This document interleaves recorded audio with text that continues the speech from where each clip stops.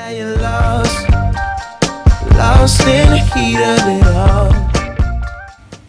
Hey guys, welcome to episode 3 of Motivate and Educate. Due to reasons I can't control and they couldn't either, we don't have a guest here today. That's fine. I've got guests lined up for the next 3-4 weeks, just like I did today, but it's a bit out of my control. Not to worry. What we're going to work on today, guys, is I'm going to teach you about pre-exhaust sets, why they're beneficial.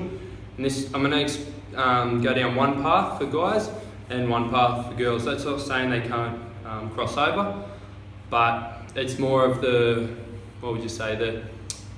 types of questions I get asked more so from girls and more so from guys. So I'll break it down as best I can. So what's pre-exhaust set? So I believe massively in pre-exhaust sets. So what that means is what we're doing is we're taking an isolation exercise and then a compound to build specifically in that area.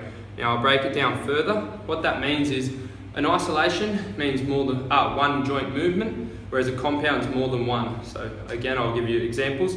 So an isolation for shoulders would be a lateral raise, because all we're doing is the shoulder joint movement. And as we go into a shoulder press, you can see the shoulder and the elbow is in movement, right? Whereas this is an isolation. So isolation one joint, compound more than one joint. So what it means, pre-exhaustion sets, is we'll burn that muscle that we're trying to target out before we move on to the compound movement. So I do it with all my clients, whether, again, just depending on their goal, but I'll make sure that I do it with a lot of them, because a lot of them will pick a muscle group, or I want to be wider up top, or I want to have my glutes nice and defined and a bit of a circle shape. I want to have more width through the outside of my quad, vastus lateralis, stuff like that. So they're the difference. So you want to isolate, then you want to go to a compound. Right, now I'm going to break it down again, and I'm going to give you exact definitions. All right, so one I like to use is, and a lot of guys, so this one's first off for the guys more so, we're going to talk about width. So a lot of times people, they say, I like your program, I like how you train me, but they don't understand why. So hopefully this can teach you why. What we do is we're isolating the lateral head of the deltoid, So you've got anterior deltoid, lateral deltoid, and at the back there, that little one, posterior deltoid, right? So basically we're trying to get that nice circle look that everyone's after, and that wide V. Alright, so what we're doing is, every time's different, but generally I like to warm these up with 30 or so reps.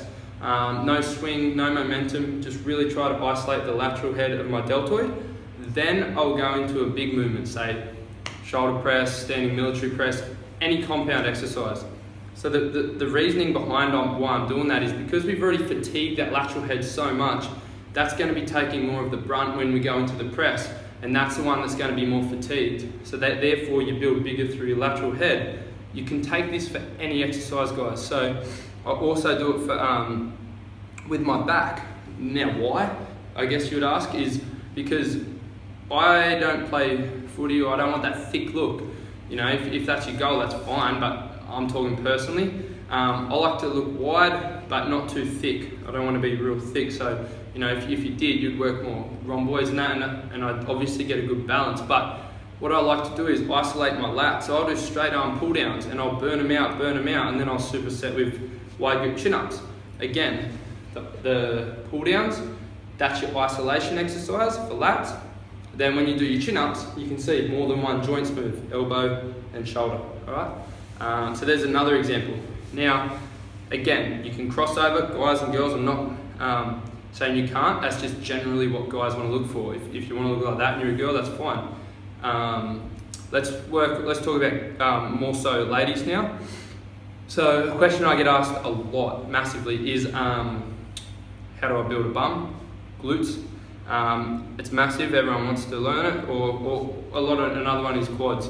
So let's just take it back again. Let's go to glutes. Basically, a lot of girls have some pelvic floor, if you've had kids, some pelvic floor stuff going on, which obviously you got to feel comfortable. But assuming that you're fine with all that stuff, what we want to do is we want to actually squat below 90 degrees. So we don't want to just stop there. The lower you go, the more glute you activate. Alright, so that you see a lot of women that, well, a lot of men too, but we're talking about ladies for now, that will only squat to say, I don't know if you can see, but just to about halfway, alright? The further you go down, the more glutes you're activating, alright? So make sure you go the full way down, that's one thing. That's not really pre-exhaustion, but I'm leading to that. So what we can do, girls, is we can do leg raises where we squeeze the glute, where we're laying on our stomach. There's heaps you can go onto your knees, and we can do leg raises on the Smith machine, pushing up. We're basically trying to, you can do glute bridges. There's plenty of exercises, which I'm happy to answer if you guys want to leave a comment on little links to it. But basically, if you want to build a bum, nice glutes, you want to isolate the glutes, do plenty of isolation. So again, glute bridges, leg raises on your stomach where your leg comes back, all those exercises, and then you want to go hit your deep squats. Again, when you're doing that, only the hips moving when you're doing leg raises. Alright, that's your only joint, singular joint, or when you do glute bridges, it's only the knee joint that extends. Alright, that's where you push up and your hips come forward and we squeeze our glutes. So again, single, isolation, then we take it into a compound. Alright, the compound exercise would be squats. It's a very, very underutilized, in my opinion, exercise that, you know, everyone assumes it's just quads, because it is quads, but it's not just quads. The deeper you go, again, the more glutes you'll activate. So that's one for the glutes. Now, say I don't know, your glutes are overactive and you want to hit more quads. Again, I'll give you more examples. The isolation part would be leg extensions. Anyone that's done this knows how much it burns. So we squeeze and come down. Alright, so again, knees the only joint that's happening there with movement, so that's an isolation exercise. And again, you can take any exercise, alright? You can more work on shallow squats, so not going as deep, and more pulsing, so you're keeping that constant tension on the quad. You can do leg press, you can do many things, but the main thing is, when you're doing your glutes, you want to pre-fatigue the glute, then go deep squats. If we're working more quads, isolate that quad with leg extension. I'm going to do a segment on this also. We can work on internally rotating and externally rotating, depending on where you think you'd like to build more. So another point, because that pretty much wraps up the pre-exhausting sets. What I want to also talk about is spot reducing. So I always get this question, whether it's I want to lose fat off here or here.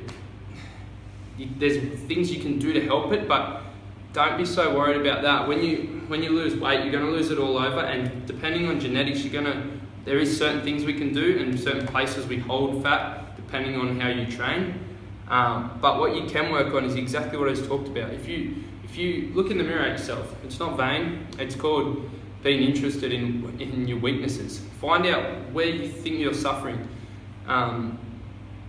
Find out, then do exactly what I said. Before you do all your big exercises, pre-fatigue that muscle.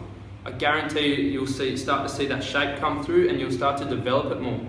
Now, I know what you're thinking, is this, I don't want to get big and massive. It's not going to happen if you're a lady. You're not going to get huge just by doing a lot of weights, right? Your levels of testosterone are down here, men are up here, and any guy will tell you how hard it is alone to put on muscle.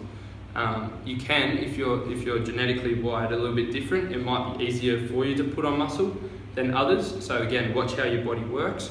But what I'm saying is, if you want that nice shape through the back of the arm, the triceps, or through quads, then pre-fatigue that. Then go and hit your compound movements. You'll notice a big difference. But back to spot reducing, it's kind of the same thing if you take it in the bit of a twist. So yes, we want to spot reduce. So how do we do it? By doing that. So you pre-exhaust, then hit your compound exercises. All right. I'd love for feedback if you want any specific. I think I've touched on legs, glutes, and shoulders and lats. Any other ones you want, just leave in the comments below. Basically, I'll tell you the next 3 guests. Hopefully, none nothing goes wrong. Actually, I'll tell you the next two. The third one I'm working on might be a bit of a surprise. Next week we have Travis Roach on, alright? We're going to be talking about more of a holistic approach to training and a bit of all over. Then I'll have Reese from Team Flex, and we'll be talking about supplements, because I've been getting a lot of questions on which one should I use, guys versus girls, different times of the day, etc.